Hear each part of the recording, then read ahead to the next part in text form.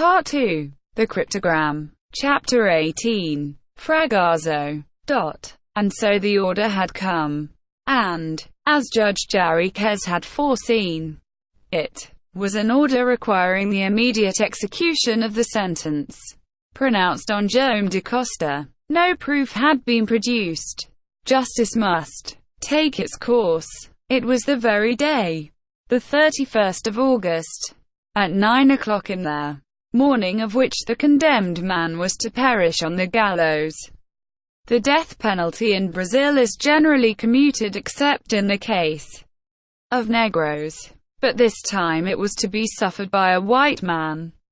Such are the penal arrangements relative to crimes in the diamond arrayal, for which, in the public interest, the law allows no appeal to mercy. Nothing could now save Joam da Costa.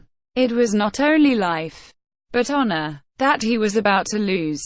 But on the 31st of August a man was approaching Manaus with all the speed his horse was capable of, and such had been the pace at which he had come that half a mile from the town the gallant creature fell. Incapable of carrying him any further, the rider did not even stop to raise his steed.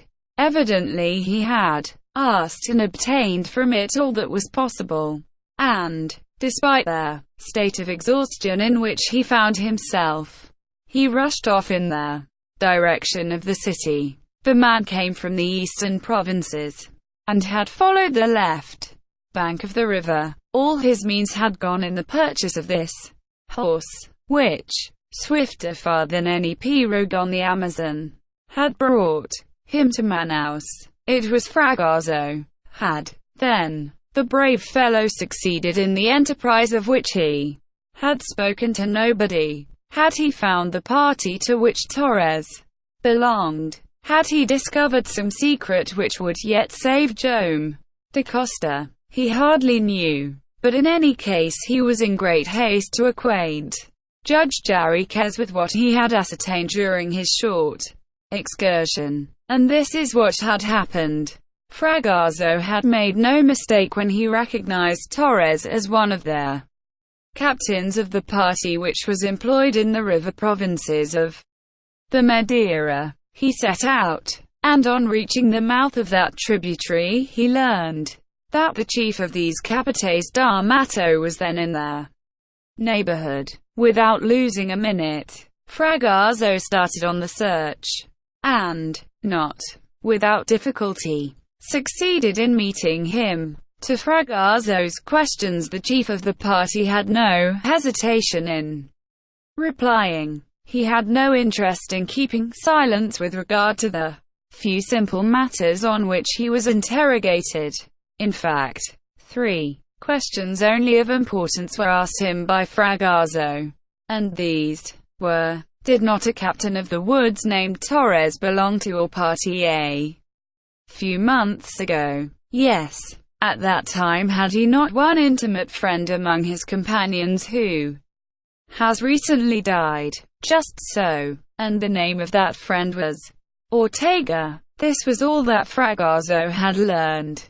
Was this information of a kind to modify da Costa's position? It was hardly likely. Fragasso saw this, and pressed the chief of the band to tell him what he knew of this Ortega, of the place where he came from, and of his antecedents generally. Such information would have been of great importance if Ortega, as Torres had declared, was the true author of the crime of Tijuco. But unfortunately the chief could give him no information whatever in the matter.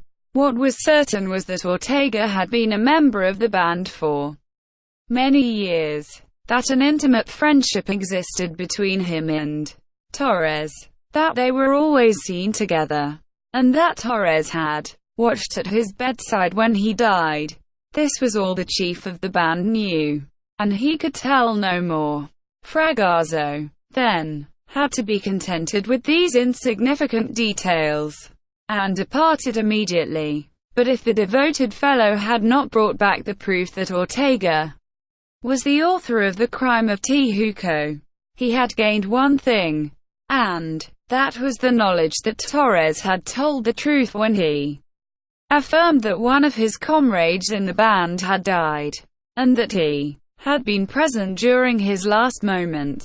The hypothesis that Ortega had given him the document in question had now become admissible. Nothing was more probable than that this document had reference to the crime of which Ortega was really the author, and that it contained the confession of the culprit, accompanied by circumstances which permitted of no doubt as to its truth. And so, if the document could be read, if the key had been found, if the cipher on which the system hung were known, no doubt of its truth could be entertained. But this cipher Fragoso did not know.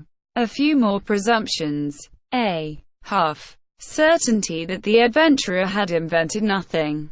Certain circumstances tending to prove that the secret of the matter was contained in the document. And that was all that the gallant fellow brought back from his visit to the chief of the gang of which Torres had been a member. Nevertheless, little as it was, he was in all haste to relate it to Judge Jarriquez. He knew that he had not an hour to lose, and that was why on this very morning, at about 8 o'clock, he arrived, exhausted with fatigue, within half a mile of Manaus. The distance between there and the town he traversed in a few minutes. A kind of irresistible presentiment urged him on, and he had almost come to believe that Joam da Costa's safety rested in his hands. Suddenly Fragoso stopped as if his feet had become rooted in the ground. He had reached the entrance to a small square, on which opened one of the town gates. There, in the midst of a dense crowd, arose the gallows, towering up some 20 feet, and from it there hung the rope. Fragoso felt his consciousness abandon him. He fell, his eyes involuntarily closed. He did not wish to look, and these words escaped his lips. Too late, too late. But by a superhuman effort he raised himself up. No, it was not too late. The corpse of Joam da Costa was not hanging at the end of the rope. Judge Jarriquez, shouted Fragoso, and panting and bewildered he rushed toward the city gate, dashed up the principal street of Manaus, and fell half dead on the threshold of the judge's house. The door was shut. Fragoso had still strength enough left to knock at it. One of the magistrate's servants came to open it. His master would see no one. In spite of this denial, Fragoso pushed back the man who guarded their entrance, and with a bound threw himself into the judge's study. I come from the province where Torres pursued his calling as captain of the woods, he gasped. Mr. Judge, Torres told the truth. Stop the execution. You found the gang. Yes, and you have brought me the cipher of the document. Fragoso did not reply. Come, leave me alone, shouted Jarriquez, and, a prey to an outburst of rage, he grasped the document to tear it to atoms. Fragoso seized his hands and stopped him. The truth is there, he said. I know, answered Jarriquez, but it is a truth which will never see the light. It will appear. It must.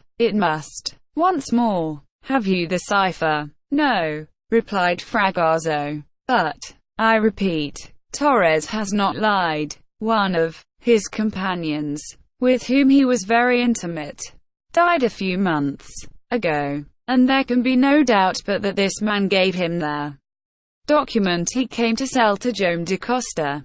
No, answered Jarriquez. No, there is no doubt about it, as far as we are concerned. But that is not enough for those who dispose of their doomed man's life. Leave me. Fragoso, repulsed, would not quit the spot. Again he threw himself at the judge's feet. Joam da Costa is innocent, he cried. "You will not leave him to die. It was not he who committed the crime of Tijuco. It was the comrade of Torres, the author of that document. It was Ortega." As he uttered the name, the judge bounded backward. A kind of calm swiftly succeeded to the tempest which raged within him. He dropped the document from his clenched hand, smoothed it out on the table, sat down, and, passing his hand over his eyes, "That name," he said. "Ortega. Let us see." And then he proceeded with the new name, brought back by Fragoso as he had done with the other names so vainly tried by himself. After placing it above the first 6 letters of the paragraph, he obtained the following formula: ORTEGA PHYJSL. "Nothing," he said. "That give us nothing." And in fact the H placed under the R could not be expressed by a cipher. 4. In alphabetical order, this letter occupies an earlier position to that of the R. The P, the Y, the J, arranged beneath the letters O, T, E, disclosed the cipher 1, 4, 5, but as for the S and the L at the end of the word, the interval which separated him from the G and the A was a dozen letters, and hence impossible to express by a single cipher, so that they corresponded to neither G nor A. And here appalling shouts arose in the streets. They were the cries of despair. Fragoso jumped to one of the windows and opened it before the judge could hinder him. The people filled the road. The hour had come at which the doomed man was to start from the prison, and the crowd was flowing back to the spot where the gallows had been erected. Judge Jarriquez, quite frightful to look upon, devoured the lines of the document with a fixed stare. "The last letters," he muttered. "Let us try once more the last letters." It was the last hope. And then, with a hand whose agitation nearly prevented him from writing it all, he placed the name of Ortega over the 6 last letters of the paragraph, as he had done over the first. An exclamation immediately escaped him. He saw, at first glance, that the 6 last letters were inferior in alphabetical order to those which composed Ortega's name, and that consequently they might yield the number. And when he reduced the formula, reckoning each later letter from the earlier letter of the word, he obtained ORTEGA 432513 SUVJHD. The number thus disclosed was 432,513. But was this number that which had been used in the document?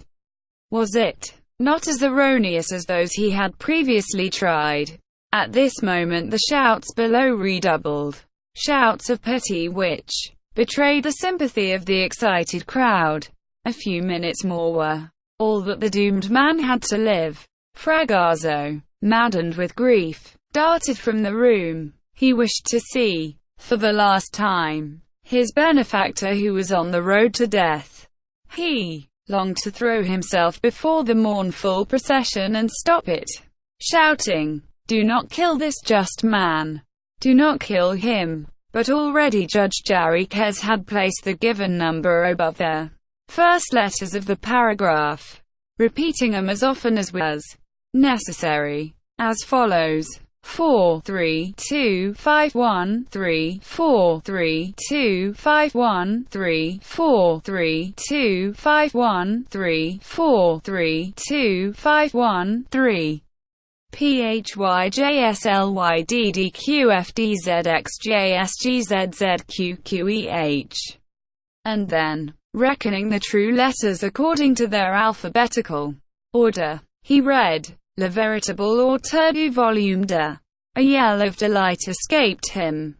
This number, 432,513, was the number sought for so long. The name of Ortega had enabled him to discover it. At length he held the key of the document, which would incontestably prove the innocence of Joan da Costa. And without reading any more, he flew from his study into the street, shouting, "Halt! Halt!" to cleave the crowd, which opened as he ran, to dash to the prison, whence the convict was coming at the last moment, with his wife and children clinging to him with the violence of despair. Was but the work of a minute for Judge Jarriquez. Stopping before Joan da Costa, he could not speak for a second, and then these words escaped his lips: "Innocent, innocent."